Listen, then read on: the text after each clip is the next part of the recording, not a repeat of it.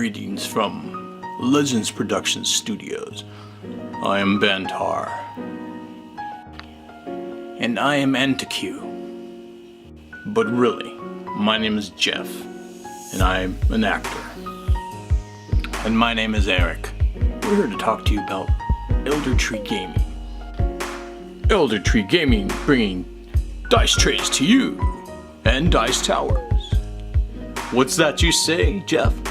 That personal-sized dice tray is just $26.58 and it's made of cherry wood. That's right, Eric. Just $26.58 for this cherry wood personal-sized dice tray. I heard James Mahoney is a vegan too, so he didn't want any leather in the bottom. Are there other options, Jeff? Why, yes, Eric. There's also many colors in felt.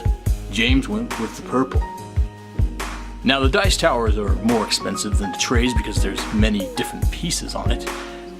But the sound of that die going through, I have to say, that's just $54.75 for the dice tower. And in the bottom of the dice tower, there's a little spot you can put, 8 to 10 dice. Order now! Greetings, I am THORIN Ryyo, swordsman of Mount Marshall and Paladin of Tishamber. I was requested from Dorg and Kishu that I might speak a bit of my journeys. I was born in the land of Mount Marshall, in the land of Tishamber. My father was a great swordsman for the King Landwich, and I was a swordsman as well. It was a good life. Our king had so much charisma that when he'd go to battle, half of the time he'd be able to negotiate some kind of agreement as opposed to shedding blood, because he just exuberated such character. I lived a fairly happy life until the day when I started to feel a light come within me, and I knew right away that it was something that my mother was likely to have experienced. Sadly, my mother was banished from our land when I was just a child, and for having healing abilities and helping the elderly and the sick and the young that were in need. But you see, in Tishamber, for the last 200 years, magic has been frowned upon. And so the ones that have an innate ability, or the ones that train in it, they don't do well in this land. They're treated badly, or they're exiled, banished, in some cases killed. But when I felt this light come within me, I knew I needed to leave. And so I left my home and I headed north to the capital city of Pentacle. Now, as timing had it, there was a festival of 200 years. It was the festival of the Crow, and it was celebrating 200 years of peace, brought on, they say, because of the removal of magic, right? So they had this great celebration, and I remember, I thought it would be a great place for me to start a new life. And I have to admit that in the back of my mind, I had a faint hope that I may actually find my mother. I don't know if she's alive, but perhaps. So I went to Pentacle, and I swear, the moment that I stepped through its gates, I was approached by a small halfling girl in red hair. When I say approach, what I mean is she stole my purse, and I caught her, and I insisted that she give me back my purse, and she tried to talk her way out of it. And in the end, I ended up letting her keep a little bit of it in return for her showing me around the city. So she showed me into this main stage area where there's a group, a circle, they call it the circle. And it's several leaders of Pentacle that were going to be presenting and launching the beginning of the festival, which included many things. But most specifically, a contest. It had to do with slaying gnolls. Slaying gnolls from the Gainsborough Sands, which is west, let's see now, northwest of here. Apparently the gnolls have been coming down from the Blightlands and killing people in the Gainsborough Sands, and these are allies to the Pentacle, city of Pentacle. So they made a competition that the group, you could gather a group, like 4, 5, 6 more, and whatever group would slay the most gnolls would win this competition. Well, before all that, she showed me to the stage area where they were going to announce the beginning, and there was a beautiful elven woman there, and I suppose this female halfling that by the name of Walker.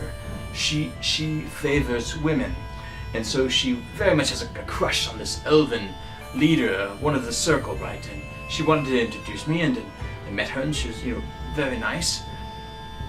And then we went to the tavern, where we came across several other people that we came together with a group of individuals and formed a group. There's Leonor, who is a fighter. Well, he was a fighter at the beginning of our journey, but he came into the study of Eldritch Knight, which of course encompasses magic, and I, being a paladin, had no issue with that. I was not going to hide who I was. It's part of why I left Mount Marshall. The other members were Eranar, he's a druid, and elven druid, and there's another elven fighter named Felderay, and she uses a whip, and then there is a barbarian dwarf named Alphen who has a very high-pitched voice and laughs. I can't quite do it myself, but a very high-pitched voice. Something that happened to him, and none of us wanted to ask. Also, Leonor had come across a thief that had tried to steal from him. It happens in the cities. And he gave the thief a chance to be his squire, so this thief came with us, and his name is Ivan. Lastly, we thought it might make sense to have a gainsman with us, an actual a ranger by the name of Ashkan from the Gainsborough Sands would lead us through the desert, right, to the Blightlands, so that we could kill as many gnolls as possible. The reason that this called to me personally was I was looking for some kind of purpose, right, and I still am, but to help defend the peace. We've had peace for 200 years, and to help protect people. I mean, I'm a paladin. It's what I do. It's what I'm embracing, right? So we took off towards the Blightlands, and within the day we were followed by another barbarian. This was a very tall woman. She looked to be in her 50s, but very, tons of robes, and 6'7" or so, and very strong and not very friendly. But she wanted to travel with us. She wanted to achieve, this task. She wanted to be part of a group, so she joined us. She's been with us. She hasn't been friendly, and I'm not quite sure what really drives her and motivates her. And she's had a very difficult time with this party, because this party has a lot of good doers, or do-gooders, right? Which works well for me, except that they're a bit rash. Leonor is very, very noble, but he busts through doors. He opens chests without letting the rogue and inspect it for traps, and he's almost gotten himself killed many times. He has a tendency to taste things. It's caused problems for him, and he's almost got us killed as well.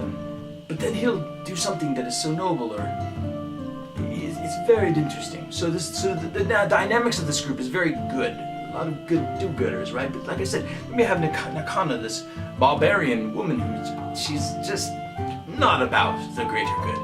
She just wants to get to the Blightlands, kill the gnolls, and get back.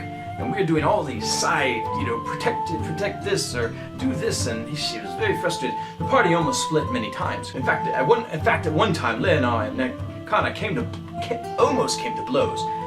As he came into the Eldritch Knight abilities, he literally attacked her with some kind of magic, unsuccessfully, But Nakana has been a ferocious force in battle. She's very powerful.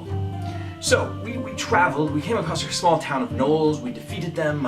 We found some people. We have clues, and we went to a cave and killed a giant spider. And we found out from a sage that these gnolls have a curse, and if they scratch you or bite you, let me take that back. If you practice magic and you get scratched or bit by these gnolls, you get this curse, and it causes you to change, and by the end you'll end up dying, right? So it became more and more interesting. We went to a larger city then, and made more friends and found out more information, and we came to the determination that Ivan and Akana may actually be related, which could be her grandson, and she will not accept it, and it's crazy. But he had a necklace, and it was hers, and she had lost it, had it taken away. Akana, her family banished her. I don't even know the story, but slowly we've been kind of letting each other in on our back stories, but not very quickly. But as a group, we keep succeeding, even though the dynamic is interesting. So we finally reached the Blightlands. Ulfin, the dwarven barbarian, was not with us. He was in the big city and doing another task, and we made it into the Blightlands. We were ambushed by 10 gnolls, and I nearly got scratched. But we came to the determination that these gnolls were once magic users.